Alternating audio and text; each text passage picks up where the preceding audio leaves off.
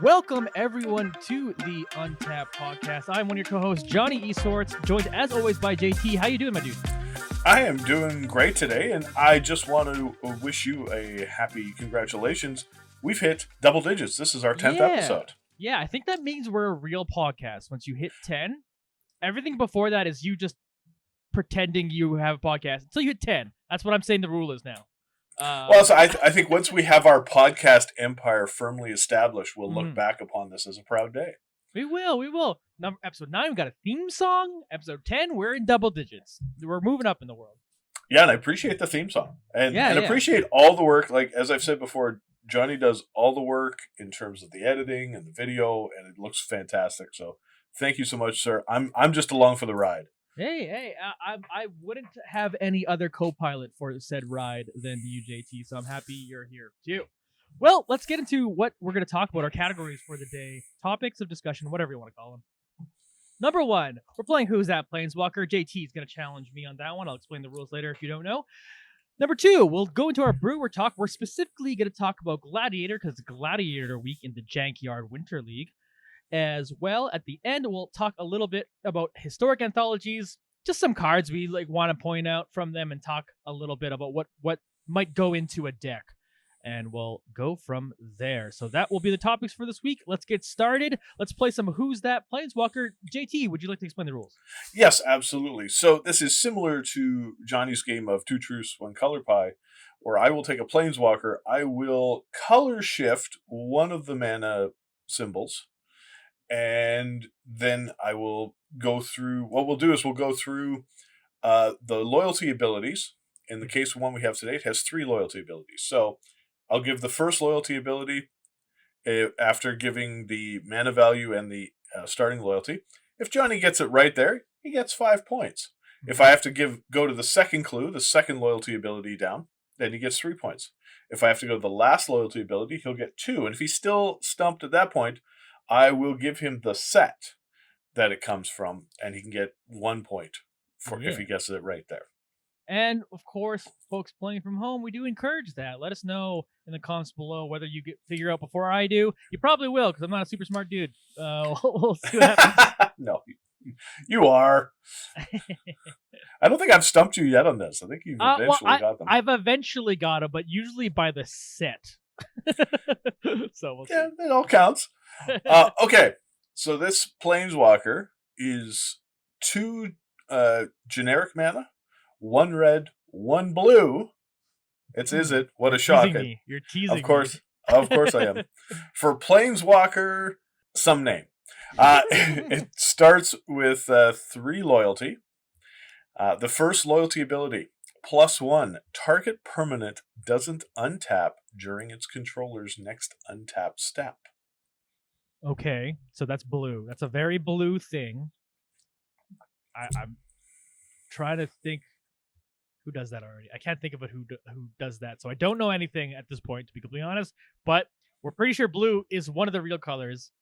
Well, I am guessing red is going to be the color shift. But that's all I got for now. So I need another clue. Okay, next loyalty ability, -2. This Planeswalker deals 3 damage to any target, and you gain 3 life. Okay, so now, jeez, now I'm thinking. It's a 3 damage, but the gain life might mean white. So now I'm like, okay, this is a blue-white thing, or you're trying to throw me off. It's actually like blue, black, red. I don't know. Anyways, okay, I gotta think here. Okay, so one thing makes things stay tapped. The other thing is damage. I'm thinking like a Kaya right now. This might be actually a black-white card now. But so that was a -3 for this? A -2. -2. Right, because it starts with 3 loyalty. That'd be really annoying if it. That would be very annoying. Yeah, what terrible Planeswalker if it auto-killed itself. I still don't know. I need another one. All right, the final loyalty ability is -7. Now, you think the first 2 kind of messed you up. Wait for this one. Oh, destroy all lands target player control. What? We basically touched every part of the card other than green. Welcome to green. No, and now we've hit green. Yeah. Oh my gosh. Okay. All right. So damage and land destruction are both reddish things as well. So thinking it's still red. Oh, but I'm just thrown for a loop. I thought I was narrowing it down, and now there's so many possibilities. I think I need the set. I don't know. I think I need the set. What set's it from? Okay, so for 1 point now, the set is Shards of Alara. Shards of Alara. Oh, this card does everything. Truthfully, I was looking at the cards this morning, and I don't know if I'd ever actually play with this card, and I was reading, I'm like, this card's baller. I would totally play with this. Yeah, I think you got me stumped, dude. I do not know. So this is a legendary planeswalker, a Johnny. It is a Johnny Vengeant. Oh, okay. Yeah, I remember now. Not like I don't remember the card specifically, but I kind of remember the lore of when he became a Johnny Vengeant. So yeah. It's 2, 1 red, 1 white. Mm-hmm. Yeah. It was the blue that was the shift. So I thought with that +1, I'm like, oh yeah, I got you tricked into blue. For then, sure. Of course, it shifts right into red with the damage and then the land destruction. Yeah, and then land destruction. Oh boy, this is a card. I think this is like early Planeswalkers, maybe when they were still trying to figure out what to do with them. Yeah, because when Planeswalkers come out again, 2008 or something, and then Shards of Alara. What year was Shards of Alara? Just quick Google search, 2008 as well. So this might have been might have been second a Johnny ever or something like that, if I'm remembering correctly. It heralded the return of Planeswalker cards. So yeah, this was and introduced the first multicolored Planeswalkers. Yeah, okay. So this is the second time they ever printed Planeswalkers. So they were having a little fun there. Yeah, yeah, and you're absolutely right. They just went across the board on that of Johnny. But there you go. It was fun. All right. That's sweet. All right. Again, let us know in the comments below if you got the question before I did, as well. If you have any sort of neat games you think we should try to start off our show with, because it's fun. Yes. We challenge each other, as well as giving some interaction with people listening to the podcast as well. We'd love some ideas. Absolutely. Yeah, for sure. Okay, so let's get into some brewer talk. You got to talk a bunch about a Johnny here. I'm going to start with my deck this time, because we usually start with you, I noticed. Not by any reason. That's just how we've usually gone. I think it's just you being nice. So yeah. So I'm gonna not be nice today. I'm taking over. We're gonna start with my deck. So like I mentioned during the top of the show, it is Gauntlet Week here at the Jankyard Winter League, which if you're not familiar with is JT here hosts a league where we all play different formats every week. Because he also hosts tournaments and all that stuff. All of that can be found on mtgmelee.com. So we're in the middle of, what is it, week 4 now? Week 3? Week 4? Week 4. Week 4 into our league. I currently stand with a record of, I don't know, I'm 50-50 as far as I know. and still trying to get a little bit better here. So this week, obviously, I've been trying to stay on Is It throughout all of it, to be completely honest. And no. And this time, I was building out. Okay, I want to build an aggro deck because normally I actually like kind of do control when we got the Gauntlet, and I was just like not in the mood to play control, so I wanted to build an aggro deck. So I was adding red creatures and thinking, yeah, I'll probably Crackling Drake top end, Enigma Drake, blah blah blah, whatever, my usual stuff. I got to all these red creatures, and I was like, this should just be a mono red deck because there's so many good red creatures that are available in Historic/Gauntlet. So again, if you're not familiar, Gauntlet is a Gladiator. Gladiator is a one of 100 card singleton. So yeah, you can only have one copy of the cards, and it's historic legal cards too as well for this. So yeah, there's no commander, there's no companion, there's no sideboard. The only multiples you can play of are basics or cards that say you're allowed to play multiples. So because I've seen people play the 40 Rat Colony deck. Oh yeah, I remember playing against that last time going around. That was funny. And that was the day I was playing control, so all I had was a million board wipes, so it was not fun for them. But anyway, onto my deck. So I'm running a full aggro package. Again, I was just adding creatures. I added 24 aggro creatures. I'm not going to name them all. If you want to see them, they're in the link below. But there's 24 aggro creatures. That's creatures that are between CMC 1 and 3. Some highlights in it. I'll point out Legion War Boss is in there. Phoenix of Ash, one of my favorite cards, is in there. Bergi, God of Storytelling, in this category. So a lot of really, really great cards in the aggro section. Again, check out the link below for all like the kind of crazy cards that have been aggro cards that have come out in historic. That's why mono red has kind of always been a staple in standard for the past few years. And then we'll go over some bigger stuff that I put in this deck. We got Torbrand, Thane of Redfell. We got Cavalier of Flame, Glorybringer as a big giant to join along with Goldspan Dragon. Ox of Agrunos gives you a little bit of card advantage too if it's the last card you play in your hand. Siege Gang Commander, just a staple red guy. Terror of the Peaks, another big dragon. I was playing around making this a dragon deck actually for a little while, but then I just went, I'll just add the 3 best dragons and then other stuff will happen.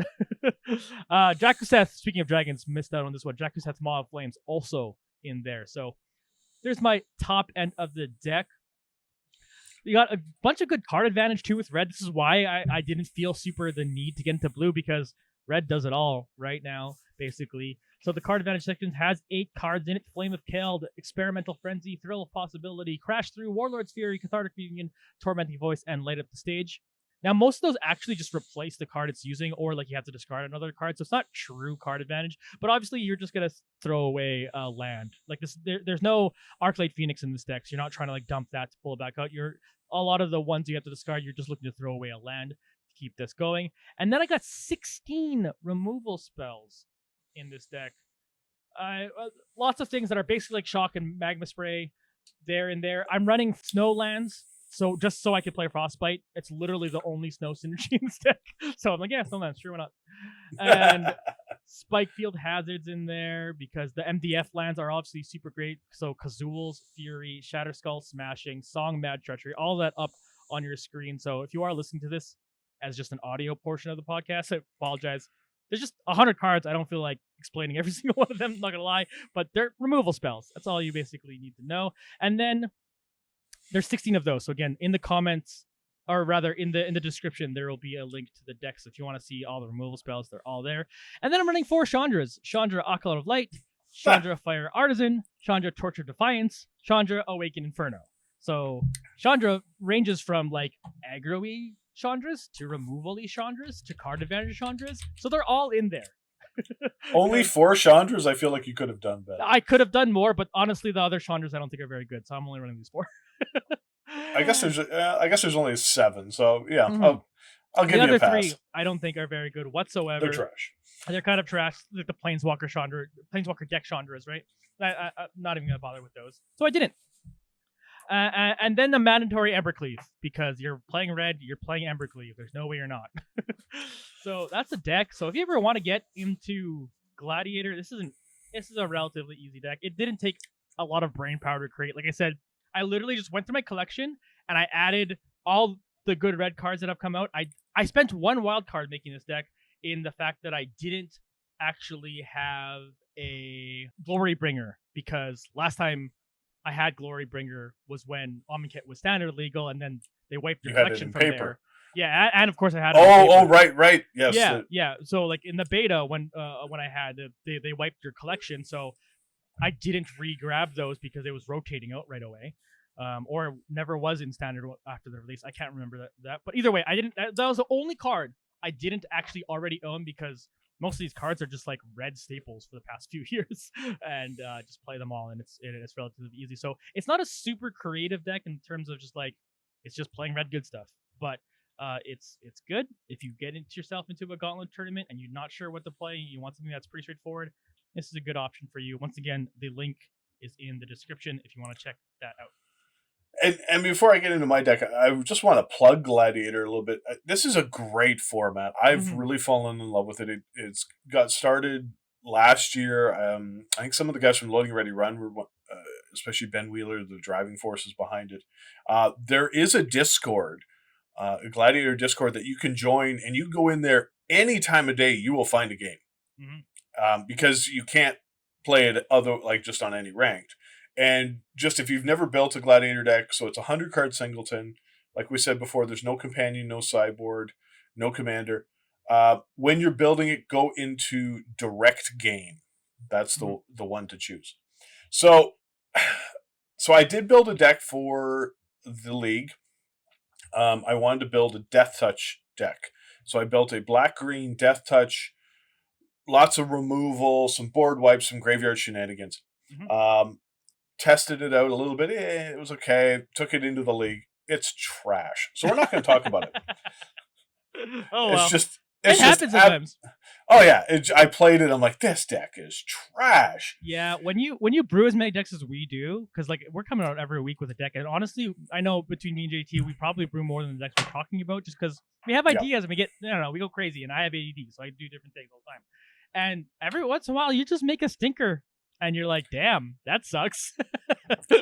And I understand, like, I play a lot of jank. I've taken jank into big tournaments. I understand that I'm not going to do well sometimes.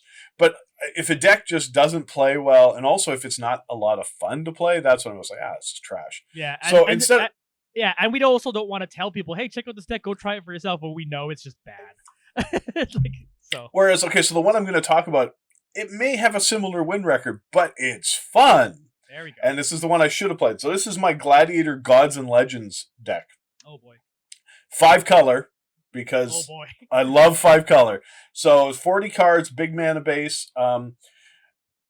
So some of the big stuff is just the ramp and trying to get to those 5 colors. So in the ramp package, you have stuff like Mox Amber, Gilded Lotus, Gilded Goose, Explorer, Elysian Caryatid, Paradise Druid, Path to the World Tree, Chromatic Lantern, right up to Chromatic Orrery.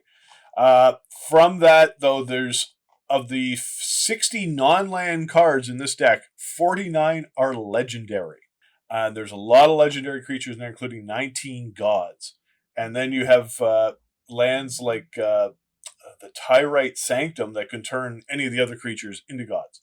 So it's just a lot of fun. Then you have stuff like Thrawn Temporal Gateway to cheat stuff out. Joyra's Familiar to make all your legendary and your artifacts cheaper. Joyra, Weatherlight Captain, she's there, my friend. Yeah, I know she's one of your favorites. And the Weatherlight, so flavor win. But yeah, lots of gods. God Eternal Ketra. From the new set, we got Kolvari and Torolf and Turgrid. So it's Sika because she's just gross, and Bergie, and Ronus, and Kethis to help make your legendary spells cheaper. So this deck's crazy. There's no way around it. But it's got some of like the greatest hits on Arena, like Questing Beasts and Zakama and Scarab God, because you're not really worried about your mana. Yeah. You've got a wide-ranging mana base. It's like, let's just play best of. Oh, it says legendary. Awesome. Put it in.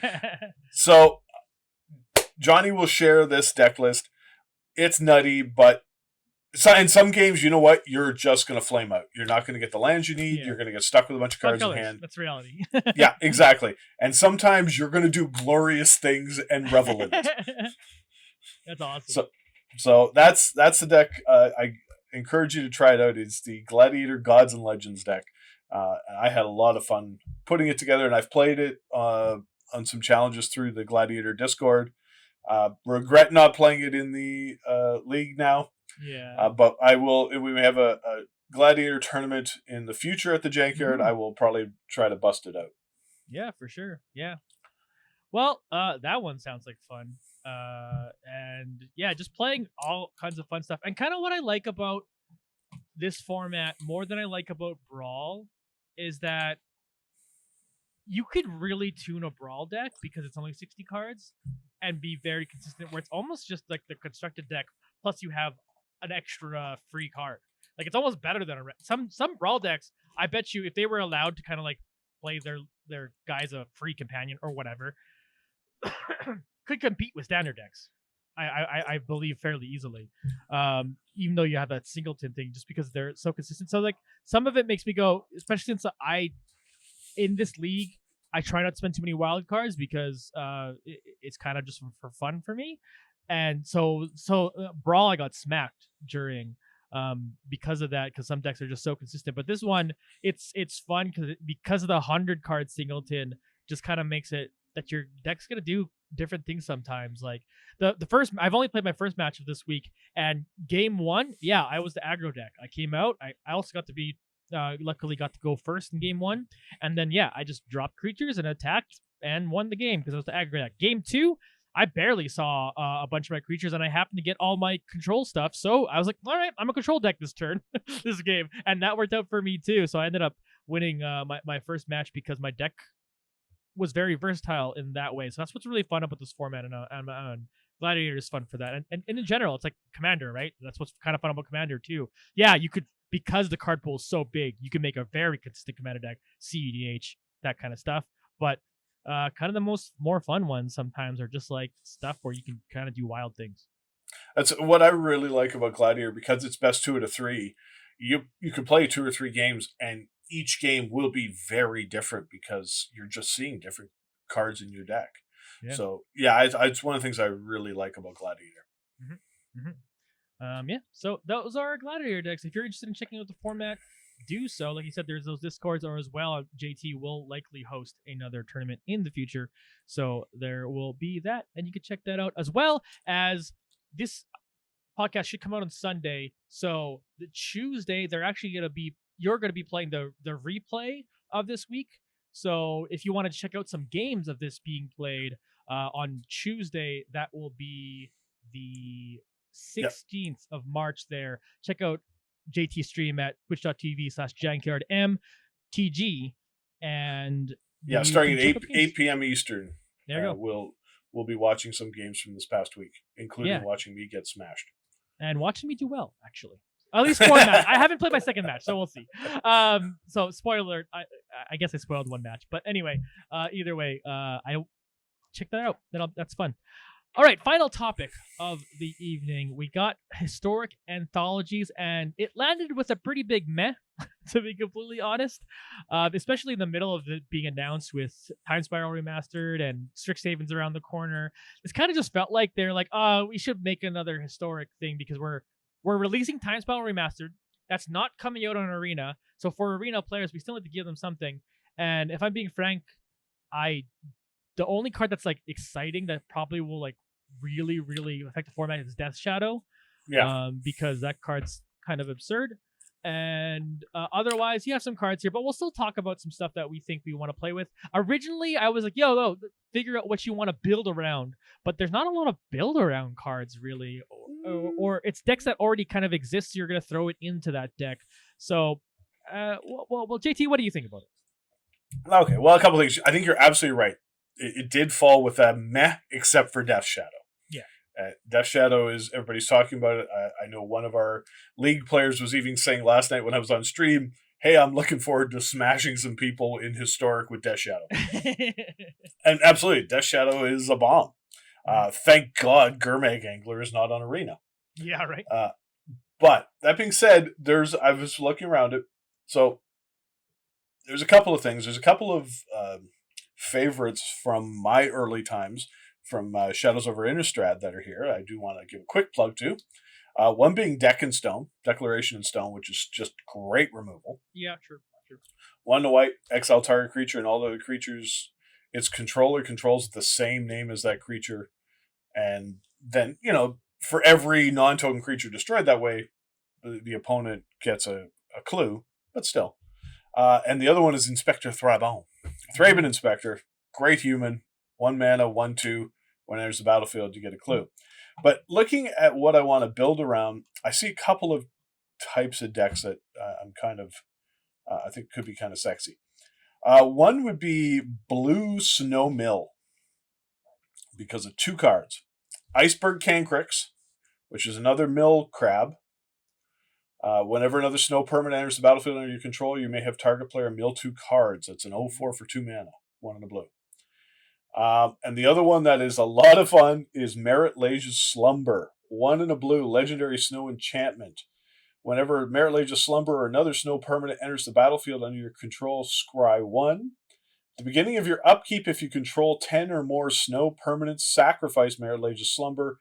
If you do, create Merit Lage, a legendary 2020 black avatar creature token with flying and indestructible. Yep. I flipped this bad boy playing Modern Horizons sealed when Modern Horizons came out in 2019. Damn, it was fun. So I'm kind of looking forward to building a probably blue, black, or blue, green historic snow deck. I think it'll be a hoot. The other one I want to build with. So I was excited when 9 Lives came out last year. 9 Lives, if you're not familiar with it, is the white enchantment that when you go to when somebody deals you damage, instead it just gets a counter on it. And once you get to 9 counters, 9 lives, then you die. Yeah.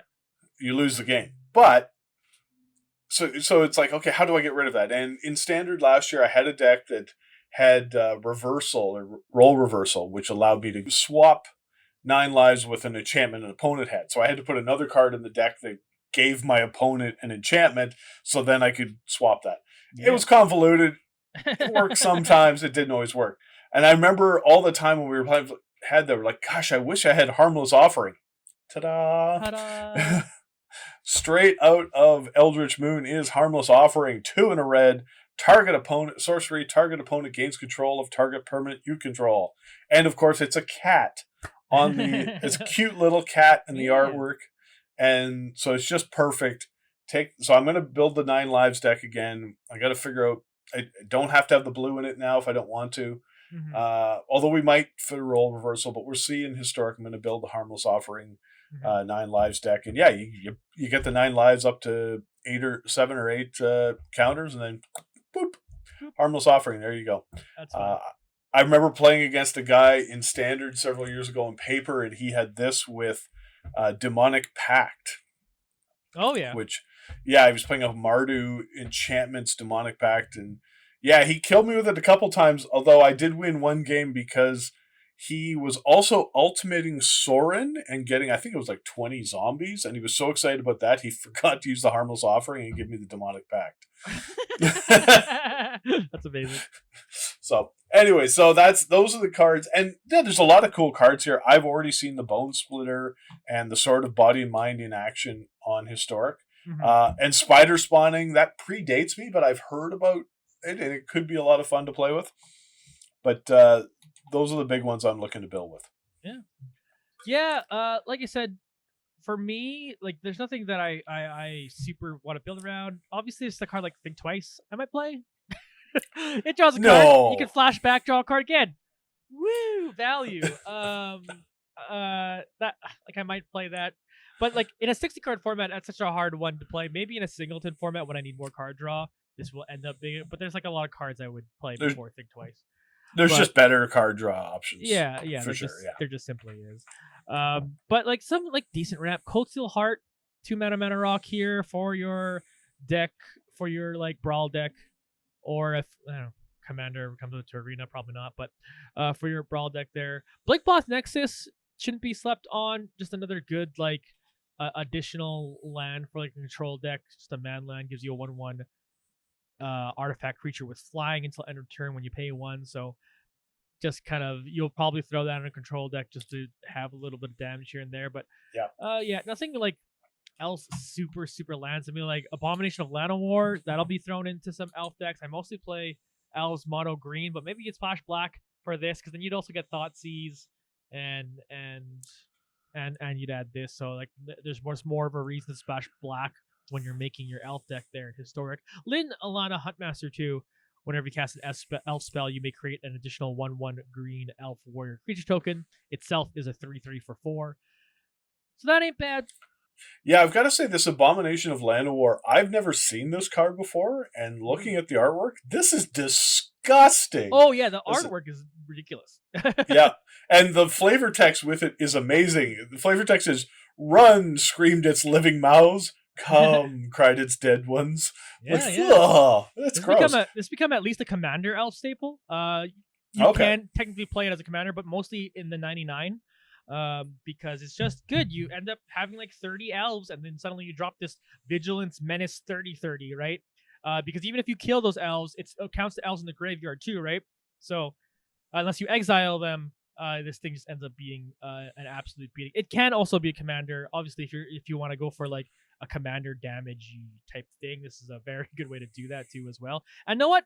I'll probably make this a Brawl deck. Why not? Right? I'm looking at it and I'm actually thinking, oh, this is legendary. I might actually make this a Brawl deck. Yeah, this could be a fun Brawl deck.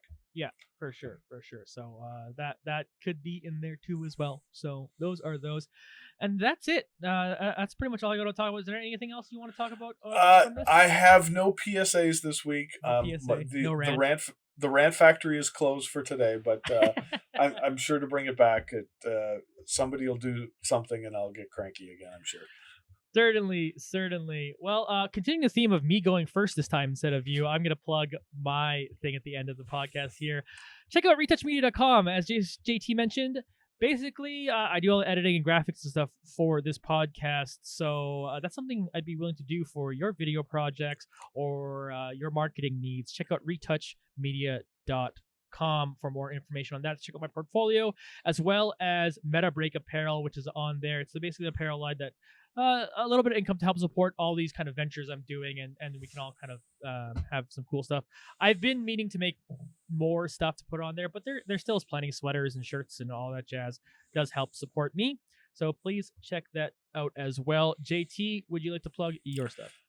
Absolutely. So join us at the Jankyard, which we stream usually 3 days a week, Tuesdays, Thursdays, and Sundays at twitch.tv/JankyardMTG, and check out our tournaments on MTG Melee. Just search Jankyard, JANKYARD, and you'll find us. And also, if you want to support what we're doing at the Jankyard, feel free to check us out at patreon.com/JankyardMTG. Excellent. That will end the podcast for the day. Thanks for joining us, folks. Remember, again, leave some comments below if you're actually more excited about historic anthologies than we are. If we're missing something, you're like, hey, this card is actually busted, you should be talking about this, let us know. Do you think Goblin Cavalier is going to change the format? I don't know. But yeah, I was looking at it like, it's okay. It's okay. Let us know in the comments below. And that, of course, subscribing certainly helps, and sharing with your friends does help get this podcast out there. That's it for today. Goodbye, everybody. We'll see you next time. Take care.